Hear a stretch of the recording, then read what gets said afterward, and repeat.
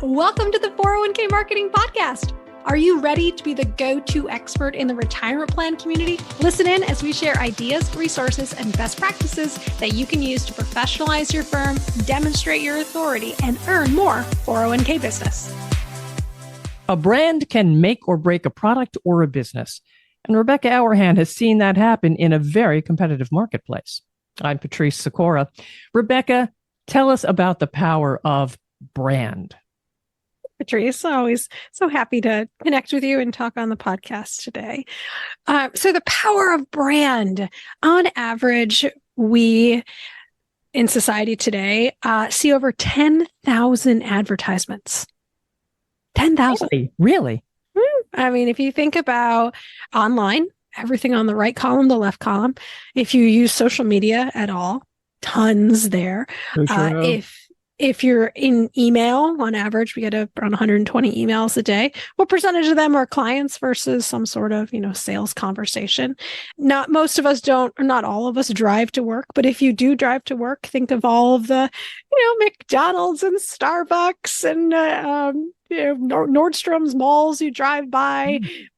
10,000 is what it adds up to be on average. Okay. And I don't know about the folks on the listening today, but if you scroll through like Instagram, I mean, that's hundreds sometimes right there in the 20-ish minutes that we kind of detox throughout the day. Yeah, it all adds up. And all of that is to say that your personal brand, who you are and what you stand for, is so incredibly important for 401k advisors. It's a combination of who you are online and who you are offline. Online means when someone looks you up in advance of a meeting. 86% of folks are going to Google you before saying yes to that meeting. What are they going to find? We want to make sure that when they click on your LinkedIn profile, that it's beautiful, that it showcases your expertise, your deep experience working with retirement plans, and it showcases you as the professional that you are. Your personal brand also should be consistent. It should be authentic. It should feel like you. So if you go to client meetings and you're wearing a suit and tie, then your LinkedIn profile headshot should have you in a suit and tie. Now, if you heard that and said, that's not me, then your LinkedIn profile should have what you would typically wear to that client meeting. A lot of us post-pandemic have kind of loosened up the tie, if you know what I mean, and we're more business casual. So get a new headshot, post that one on your LinkedIn profile, repeat that same picture on your biography, and create digital alignment, the two of those together. So when someone clicks on your LinkedIn profile and then they happen to click on your biography, it's the same picture. That creates visual consistency and that creates trust. And we'll get to that consistency in a minute, but you kind of outlined a personal brand. What about the corporate brand, the company brand? So the company brand, and this one is a little bit more complex to explain, but the company brand kind of from a just bare bones, it includes the company's logo, tagline, websites, marketing material, customer service, and any other kind of interactions that are expectations of that organization. And I'm going to lean heavily here on website. Your company's website should always be professional, explain what you do, beautifully done, because again, folks are going to look you up online. And a lot of times the first place they're going to click is your website. Also, it's a promise. Your company brand is actually a promise to your stakeholders, your clients, you, if you are an employee or a leader within that company, and the general public. It's your reputation, online and offline reputation. And then your company's brand also includes your values, your mission prop, your culture, and then, of course, the products and services that you offer in the marketplace. So your fiduciary services, 321 co-fiduciary, 338 investment management, if you do any investment management services, if you do any sort of financial wellness programs, education or advice, all of that combined into the marketplace. It is the representation, visual identity, and trustworthiness of your company together to create your company's brand. That's tough to get across in a website. Ah, It is. We'll talk about that in just a right. second on marketing strategy. Well, Um, you Go ahead. mentioned consistency, authenticity. How do you bring that together? How do you do that with your personal brand and your company brand? Bring them together so you have that consistency. Love it. So today, whether you work for a company or you own the company, um, it, you really want to make sure that you're bringing those two identities together, your personal brand and your company's brand. It doesn't matter, again, if you work for a company or if you are the owner of the company, you still want to have harmony across the two. Uh, when you have a strong personal brand, you have a great LinkedIn profile. You have a wonderful biography. If you write any sort of articles, you want to make sure that those represent your own personal brand values, as well as probably some of the company's values. Chances are one of your brand values and probably one of your company's brand values is trust. Right? We're in Mhm. financial services. Trust is really important. It's one of the bedrocks of what we do. So there's a high likelihood that if you're going to be writing articles, that you're going to include or talk about the importance of trust. And the same thing with your company. They're probably going to represent something either through their mission statement, their value prop, somewhere within their website. The word trust will be on there because, again, that's really important in financial services. If on a personal brand standpoint, if you do any public speaking, networking events, video marketing, like how you present yourself, all of that is connected to the authentic you that you're presenting. On the flip, Authenticity. go ahead. Mm-mm-mm. I was just Uh, going to say authenticity is coming out more and more and more. I'm hearing it everywhere. mm-hmm. We can go down a rabbit hole on that one another time. I promise you. We can talk about social selling. That's like the new cool kid on the block, which also has to do with authenticity as well. But future episodes. Well, please continue. I digress there. um, the bringing the two brands into harmony, your company brand. So you looking at your visual identities, your website. If you feel when you think about your website that it needs updating. Now you're a representative of that company. And if you say, when I go to our website, I just don't feel, and I love that it's a really important word there, I just don't feel like it represents us. Contact the marketing team or your website developer and say, hey guys, I'd like to revisit our website. I want to bring it into the modern day where it's really representing our brand. And the reason why is when you have a really strong website and a strong company brand, it actually helps you earn clients faster. It translates into new business opportunities and ultimately more revenue. Marketing, you mentioned. Talk to me about marketing and strategy. So, what is marketing strategy? Marketing strategy is it's a strategic roadmap that's going to empower you and your team to achieve your desired business goals.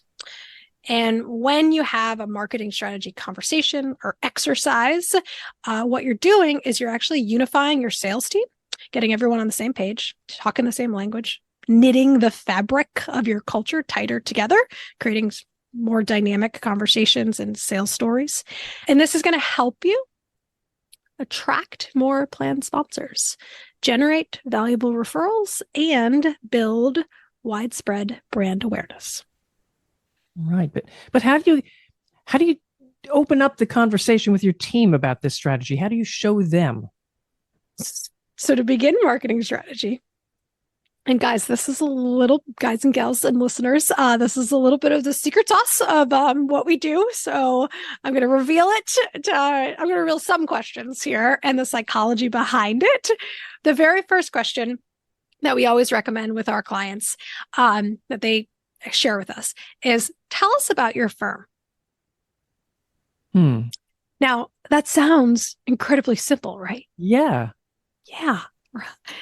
However, when you get your team together, all stakeholders together in the same room, let's say with a conference room, and you have each person go around, round robin, and explain, tell us about your firm, you will find Every single person has a different response. Whoa. Every single person. And some of those responses, you're going to go, wow, I love that. That was so good. And others? Right. And others, you're going to say, okay, thanks. Thanks for sharing. The reason why that's so important is what you're doing is you're learning what, as a company, you are sharing, as a representative of your company, you are sharing with clients, prospects, and centers of influence. You're learning which team members have really cool stuff and that you can borrow into your own conversations. And you're learning how each person is positioning your organization. And that has power in it. And it helps people understand where each person is coming from. So it sounds like a simple question. It is not. Have everyone go around the room, record the conversation. We always say that's really important to record these conversations and then listen to everyone's different answers. So that's the first question that we generally open up with, which is tell us about your firm. And I'm only going to give the second question and the psychology behind that. But the second question is, where would you like to grow your firm in the next 3 years? Why 3? Why 3 years? 3 years is far enough in the future that most things are achievable in 3 years. It's also not too soon where you don't think that I can't get that done. Mm-hmm. So 3 years is, in 3 years I can do that. I can make that happen. So when you have each teammate go around the room and describe what the business looks like in 3 years, it gives you a sense of what is everyone thinking? What's important to them? It explains hopes, goals, and dreams for your different team members. And I think this is really important to discuss, it sets a budget.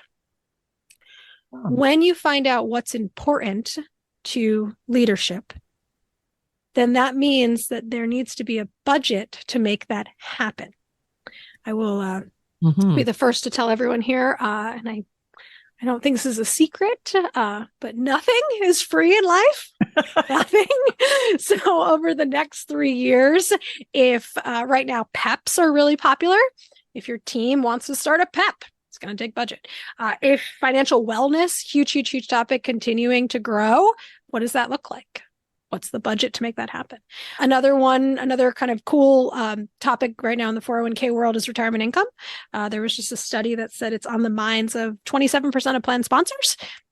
It's a quarter of plan sponsors, 1 out of 4. It's a pretty big number. Retirement income is on their minds. So how do you want to incorporate retirement income into your practice? Or not, by the way, or not. It's up to you. Additionally, this question helps answers what is, and equally important, what isn't important. Because if you're trying to figure out together as a team, as a group, where are we moving forward as a business, you want to make sure that you understand what is important. And then once you identify and crystallize what those are, how are you then going to be applying budget to make those things actionable items and put them into effect? Now, I know you have a questionnaire that you use for marketing strategy conversations. As you say, you're just scratching the surface of it here. Is there anything else within there, or would you like to move on to another topic? If anyone wants a copy of what we share with our clients to help go through the marketing strategy exercise, I will provide it to you. So just shoot me an email or send me a message on LinkedIn. And we'll have that in the show notes too. No. The contact info. You gotta contact me, and I will happily provide it. Then, is there anything in particular that marketing strategy really should make sure to include?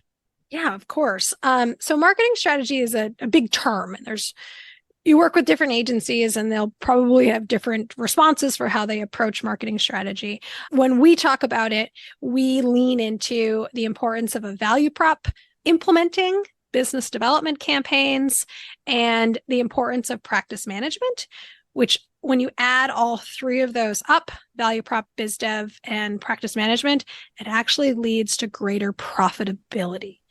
And at the end of the day, everyone is business leader in the room. We all have sales goals. We all have business goals. We want to make sure that we're tracking towards enhanced profitability. And that's really what marketing strategy at the end of it should lead to a more efficient business. What about implementation? Yes. So, mentioned today, we have 10,000 advertisements that everyone sees. Mm-hmm. As a retirement plan advisor, how are you rising above the noise to stand out? And we start with some of the foundational elements.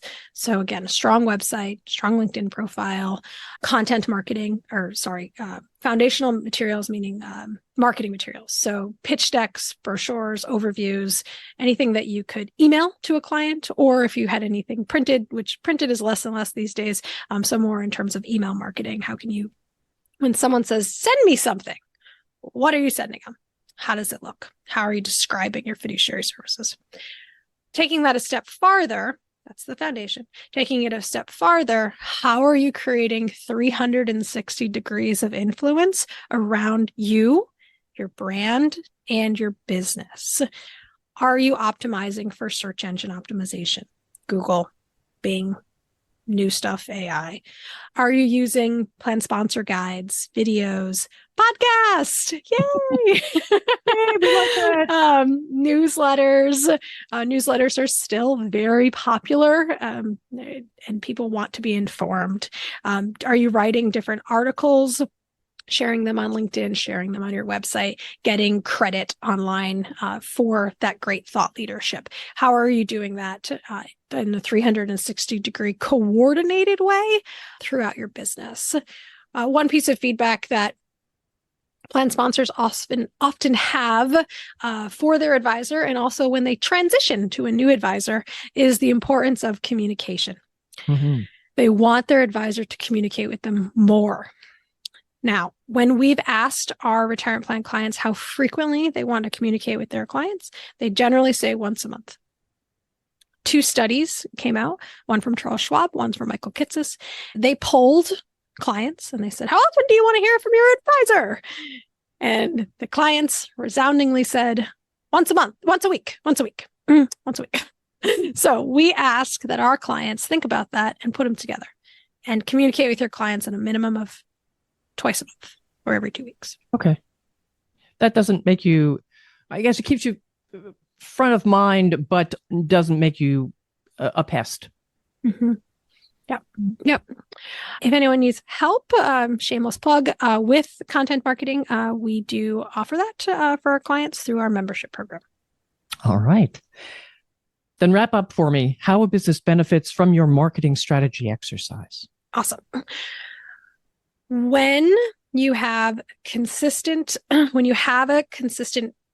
figured out what your goals are, your 3-year plan, you start to understand how you're going to put together a roadmap to achieve it. That in and of itself is a huge success. When you get your team talking together, you're knitting the fabric of your organization tighter, which is going to make your sales stories, your conversations more organic, more consistent, and that's going to help build your company's personal brand because your mission, your values are all aligned. That's going to actually help you earn more clients faster, generate more referrals, and that's going to bring in more business. When you do business development campaigns and you're consistently in front of your clients, your prospects, and your centers of influence, what happens is your clients are happy clients, retention clients. Most of our planned business today is pretty sticky to begin with. But when you notch up the happiness level and everyone's like thinking about you and the great work, you're going to generate more referrals. Also, when centers of influence are on your different campaigns, they are also going to say, oh, right, I need to introduce this wonderful 401k advisor with this business owner. They can help each other. And then you're also creating doubt in the minds of your prospects. They're going, my advisor doesn't do this. Should my advisor do this? Am I with the right advisor? Good question. All of that comes back and translates to you in terms of more business. And then the last thing is on practice management. So when You look inside your business and you figure out, okay, how am I segmenting my clients? How am I standardizing client communications? So that way you have scalability in your practice, which scalability leads to more efficiencies. Efficiency leads to more profitability. And then how are you tracking hours? This is oftentimes kind of a tedious task, but it's so worth it. Track hours per plan to understand profitability, and then go back to your segmented client list and look at it based on the numbers. When we have a great podcast with Josh Itzo, actually all about practice management, if anyone wants to check that out. And practice management leads to higher profitability. Fantastic. All right. Now, how can people reach you? All right. So today we talked about the power of your brand, your company's brand. I shared with you a couple of stories on marketing strategy. We touched on business development campaigns, including shameless plug, retirement plan marketing, our membership, and then practice management. If you would like the rest of our strategy questions, my email is rebecca@401k-marketing.com, or feel free to message me on LinkedIn. I will happily respond, and I look forward to hearing from you. All right. Listeners, subscribe to this podcast for the latest news. And of course, thanks for being with us. Thank you so much for listening to today's 401k Marketing Podcast. Click the subscribe button below to be notified when new episodes become available. The information covered and posted represents the views and opinions of our guest and does not necessarily represent the views or opinions of 401k Marketing. The content has been available for informational and educational purposes only. We hope you enjoyed.